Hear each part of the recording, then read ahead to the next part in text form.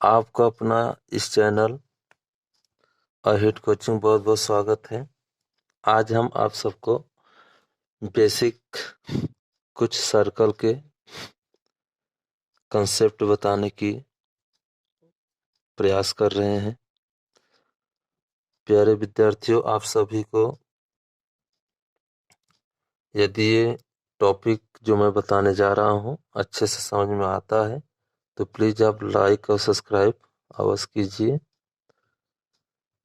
तो एक चीज़ और मैं आपसे कहना चाहूँगा कि वीडियो जो है आप लोग पूरा देखिए। पूरा देखेंगे तभी आपको अच्छे से समझ में आएगा। जो विद्यार्थी पढ़ाई में इंटरेस्ट रखते हैं उनके लिए बहुत अच्छी ये साबित होने वाला है। तो आइए मैं वीडियो स्टार्ट करता हूँ। तो देखिए, वृत्त तथा उसके भाग की कुछ परिभाषाएं हैं। मैं इनको एक एक स्टेप बाय स्टेप आपको बताने का प्रयास करता हूँ। तो देखिए, वृत्त की परिभाषा क्या होती है? परिधि, केंद्र, त्रिज्या, व्यास, चाप, वृत्ताकार, अर्धवृत्त, वृत्तखंड, त्रिज्याखंड। इन सभी को जो है मैं एक स्टेप बाय स्टेप बताने का प्रयास करूंगा बढ़िया सा। तो देखिए, पहला है वृत्त। वृत्त किसे कहते हैं? जैसे कि सभी विद्यार्थी जानते हैं कि जो गोला होता है उसको वृत्त कहते हैं, सर्कल कहते हैं। गोले को वृत्त तथा सर्कल। अगर इसकी परिभाषा पूछा जाए किसे कहते हैं तो आप शायद बता न पाए।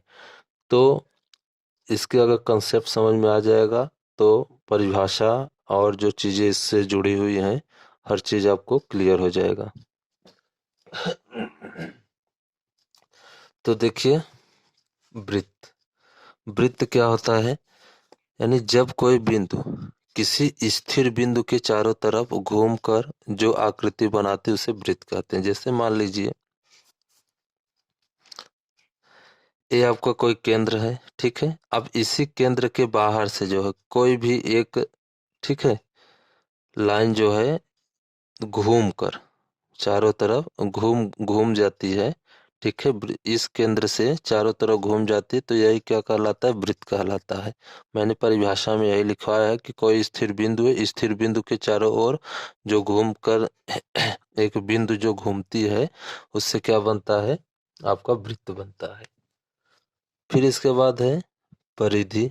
तो परिधि क्या होता है? देखिए, परिधि जो होता है आपका,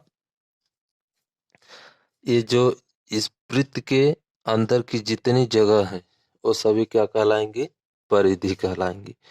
यानी कहने का मतलब इस परिधि के अंदर की जितने वो है जगह है, यानी यह कह सकते हैं परिधि का क्षेत्रफल। तो परिधि यानी आपकी लास्ट जो बाउंड्री है ये है। जैसे ये देख रहे हैं ना, ये आपका क्या कहलाएगा? परिधि कहलाएगा, ठीक। तो वृत्त के चारों ओर के लंबाई को ही वृत्त की परिधि कहते हैं, ठीक। यानी वृत्त के चारों ओर की जितनी लंबाई जो है वो आपकी क्या कहलाएगी? परिधि कहलाएगी। इसके बाद है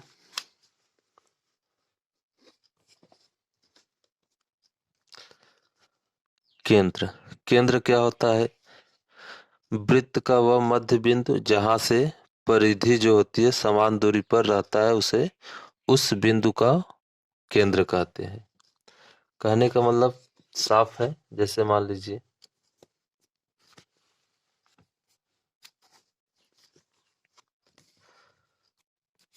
बता रहा है ना कि वृत्त का वह मध्य बिंदु जहां से परिधि समान दूरी पर है।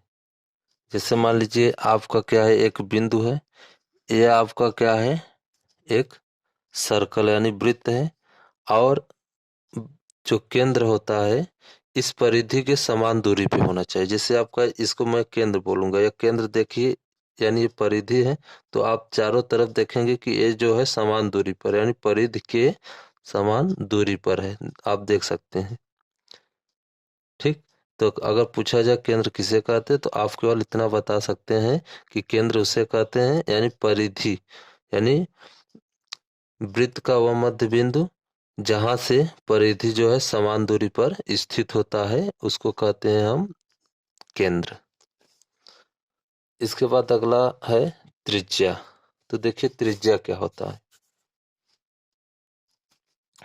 त्रिज्या, केंद्र से परिधि तक की जो दूरी होती है उसको त्रिज्या कहते हैं। जैसे देखिए, ये आपका क्या है, वृत्त है, ये आपका क्या है, केंद्र है, और केंद्र से परिधि की जितनी बीच की दूरी होती है वो क्या कहलाती है, त्रिज्या कहलाती है। यानी ये केंद्र है ना, और ये परिधि यानी इसके बीच की जो यहाँ से यहाँ तक की जो दूरी, जो भी 2 सेंटीमीटर 5 सेंटीमीटर जितनी भी दूरी होगा वही क्या कहलाएगा, आपका त्रिज्या कहलाएगा।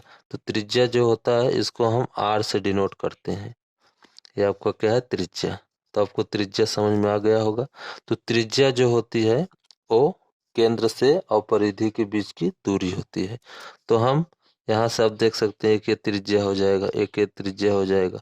कहने का मतलब आप बहुत सारे त्रिज्या जो है इसमें बना सकते हैं। ये सब क्या है, ये सब जितने सब त्रिज्या हैं। केवल केंद्र और परिधि के बीच की दूरी को त्रिज्या कहते हैं।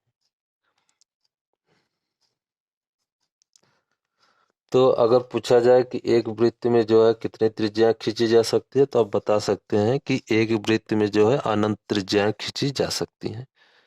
देखिए यहाँ पे एक त्रिज्या खींचा गया, एक त्रिज्या यहाँ, एक त्रिज्या यहाँ, यानी केंद्र से और परिधि के बीच की जो भी रेखा होगी वह होगी त्रिज्या की रेखा। चलिए अगला हमारा है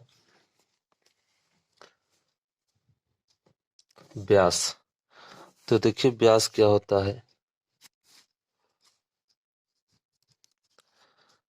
केंद्र से गुजरने वाली वह रेखा जो दोनों ओर परिधि को स्पर्श करती है उसको क्या बोलते हैं, व्यास। अब देखिए इसमें आपका जैसे क्या है, एक वृत्त है, ये आपका केंद्र है, और पूछा है व्यास। व्यास हमने आपको बताया कि केंद्र से होकर गुजरने वाली वह रेखा जो दोनों तरफ परिधि को क्या करे, स्पर्श करे। अब ये चीज ध्यान देना आपकी, यानी जो रेखा है सेंटर मतलब केंद्र से होकर जानी चाहिए। जैसे देखिए यहाँ एक केंद्र से होकर जा रहा है ना, तो केंद्र से होकर जाएगा और दोनों तरफ की परिधि को स्पर्श करेगा, वही रेखा क्या कहलाएगा, आपका व्यास कहलाएगा। क्या कहलाएगा, ये व्यास कहलाएगा। तो अगर पूछा जाए व्यास जो होता है, ठीक है, यानी त्रिज्या का दुगुना होता है। हमने आपको बताया कि त्रिज्या जो होता है केंद्र और परिधि के बीच की दूरी को क्या बोलते हैं, इसको हम त्रिज्या बोलते हैं। ये क्या है, त्रिज्या है।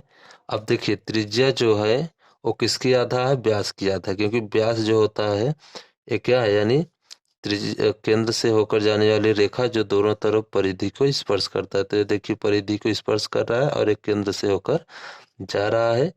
तो व्यास जो होता है त्रिज्या का दुगुना होता है। तो व्यास को जो है हम डी से डिनोट करते हैं। तो डी बराबर क्या हो जाए, 2 × r हो जाएगा। इसका मतलब यह हुआ कि दुगुना है, त्रिज्या का दुगुना क्या होता है, व्यास होता है।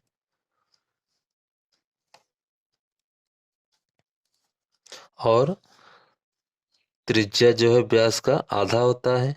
त्रिज्या क्या होता है, यानी r जो है त्रिज्या है और व्यास आपका पूरी व्यास है। तो व्यास जो होता है क्या होता है, यानी त्रिज्या जो होता है व्यास का आधा होता है। मतलब यहाँ से यहाँ की दूरी अगर हम मान लेते हैं 6 सेंटीमीटर है, आपका व्यास 6 सेंटीमीटर, त्रिज्या कितना होगा, इसका आधा हो जाएगा। मतलब यहाँ से यहाँ ये त्रिज्या है तो आधा हो जाएगा, तो यानी d/2। तो ये हो जाएगा आपका 6/2, ये कट जाएगा, आ जाएगा 3 सेंटीमीटर। तो 3 सेंटीमीटर आपका क्या आ गया, त्रिज्या। त्रिज्या जो है 3 सेंटीमीटर होगा।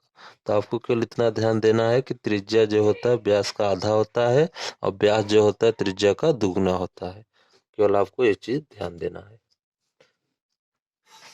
चलिए अगला हम आपको बताते हैं चाप। चाप क्या होता है, चाप किसे कहते हैं।